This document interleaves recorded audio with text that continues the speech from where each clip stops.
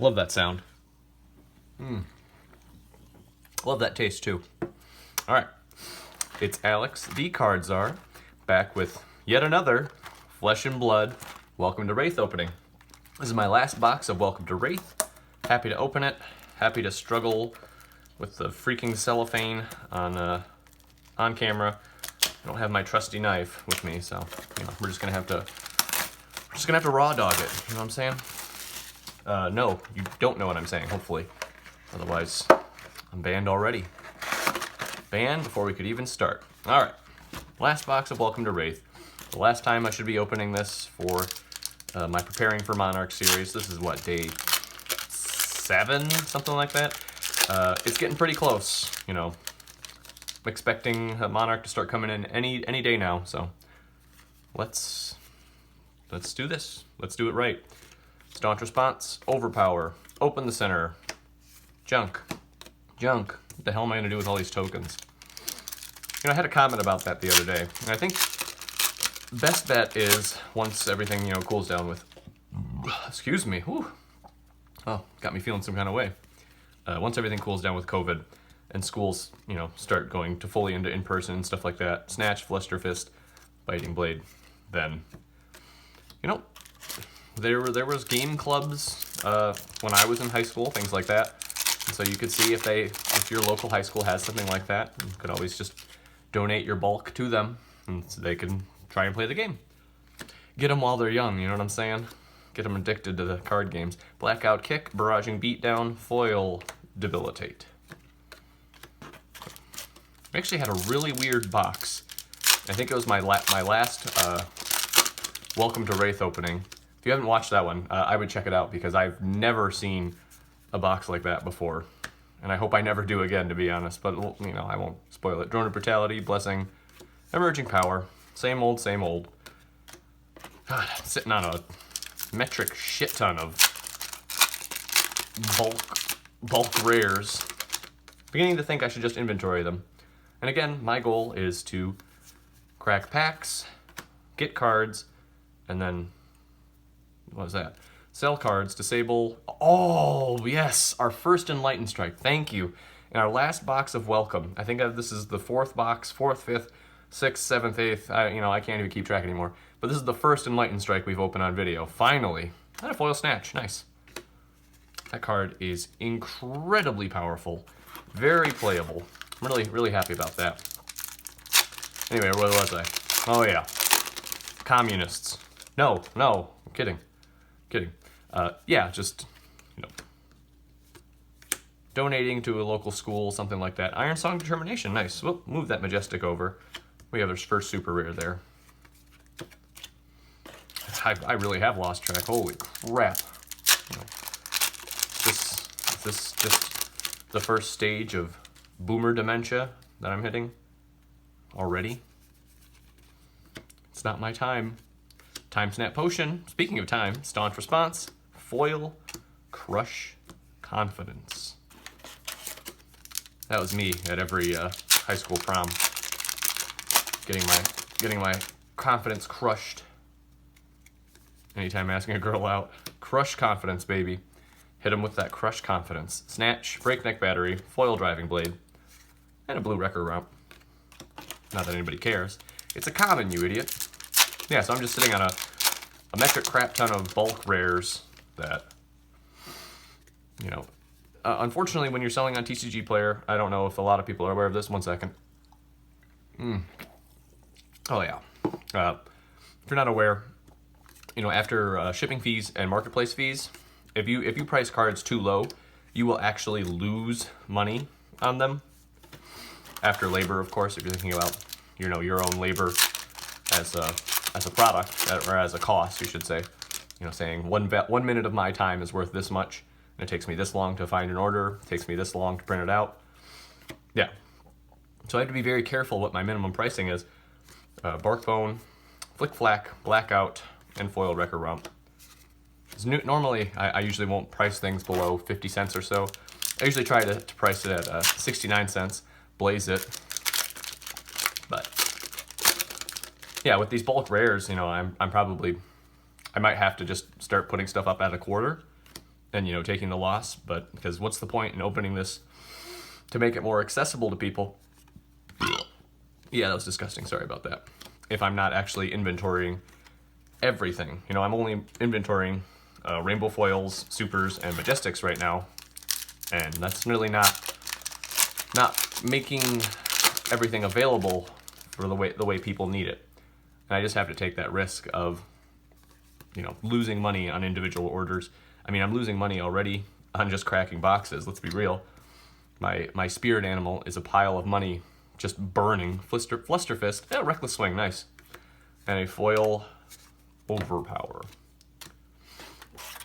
So it's just a question of, can I take that double loss, you know, A, losing the upfront money from cracking boxes, and then B, losing money from each individual order. You know, I have a mission, so maybe it is worth it. Let me know. Please comment down below. There, YouTube. Was that call to action enough for you? Comment, like, and subscribe. You want me to just start belting that out every freaking video? I tell you, I've been watching these YouTube content creator tutorial videos, whatnot, that YouTube provides. Boy, they just, whew, they're basically telling you, go in with zero shame. Sigil of Solace Red, good one. Wounded Bull is our rainbow foil there. Just go in, zero shame, and just shill the shit out of your product. You know, I mean, I get it. I understand, you know, trying to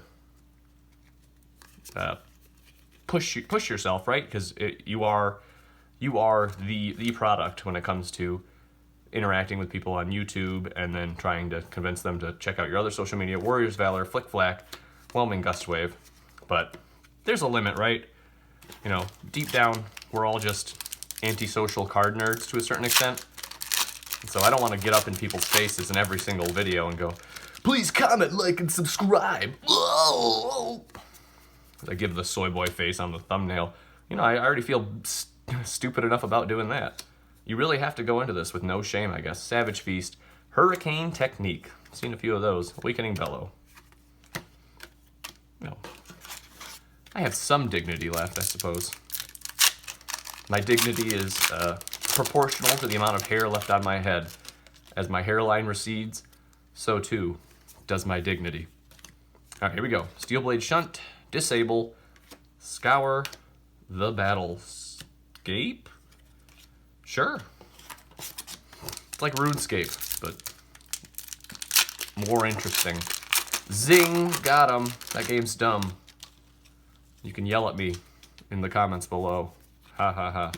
Call to action, baby! Steelblade Shunt, Barraging Beatdown, Smash Instinct.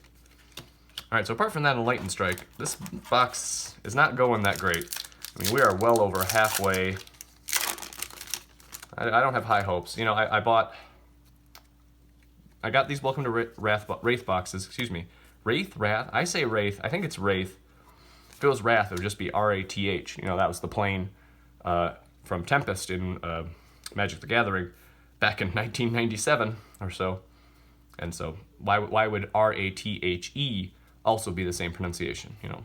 But I'm not from New Zealand, so Staunch Response, Overpower, Foil Savage Feast. But feel free to correct me, you know. If I've been saying it wrong this whole time, if I'm just a freaking idiot, let me know.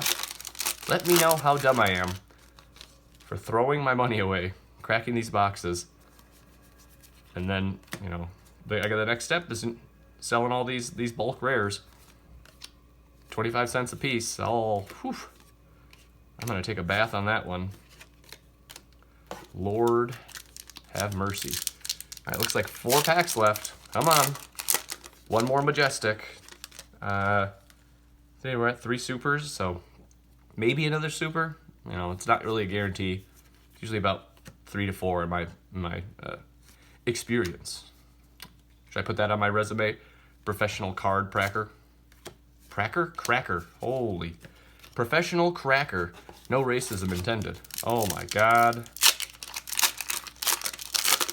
What's the Prince song? Controversy. There we go. Alright. Sigil of Solace Yellow.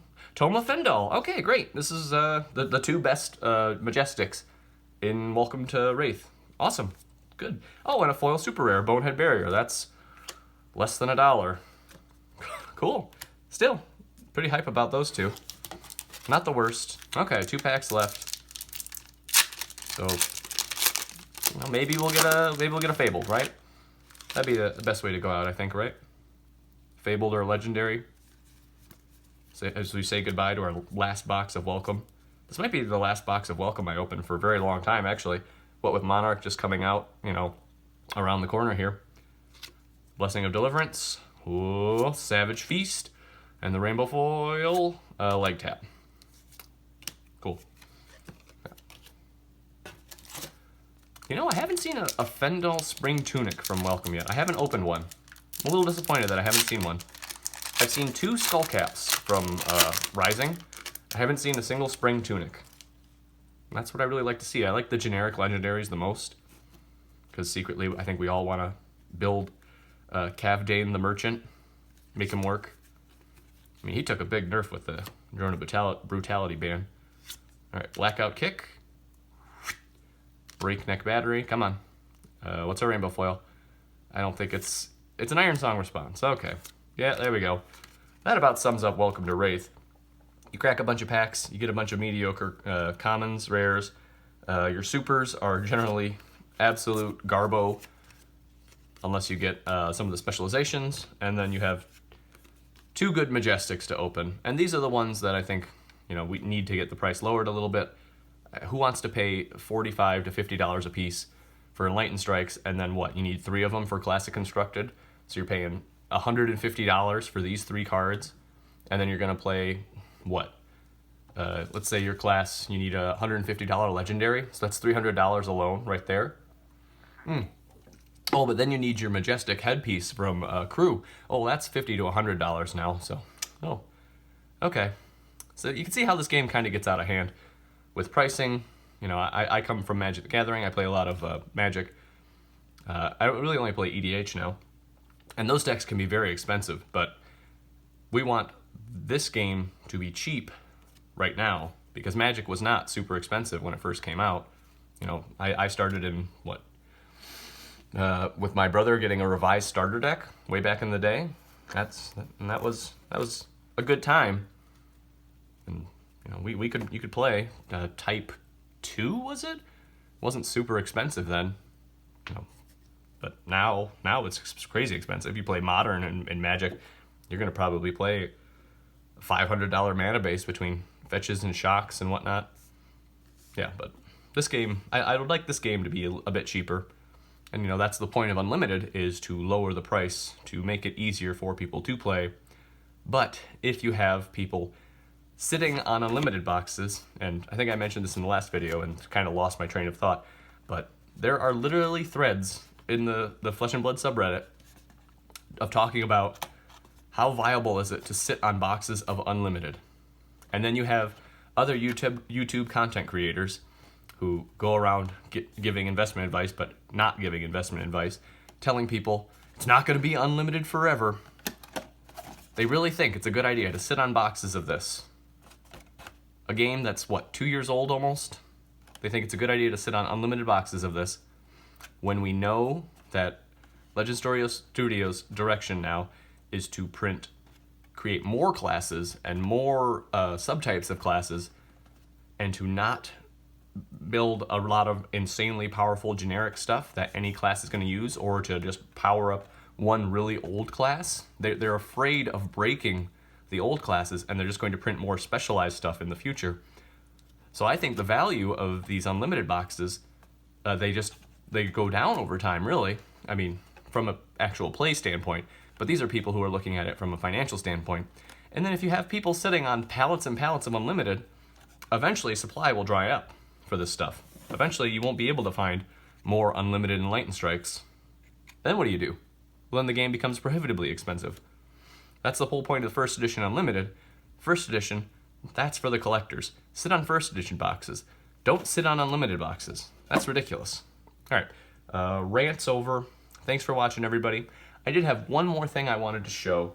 1 second. Let me, I should have had this ready, but again, unprofessional. YouTube. Demonize this man. I do have a first edition box of Crucible of War that I've been looking to open, and I'm kind of trying to wait until, you know, a special time.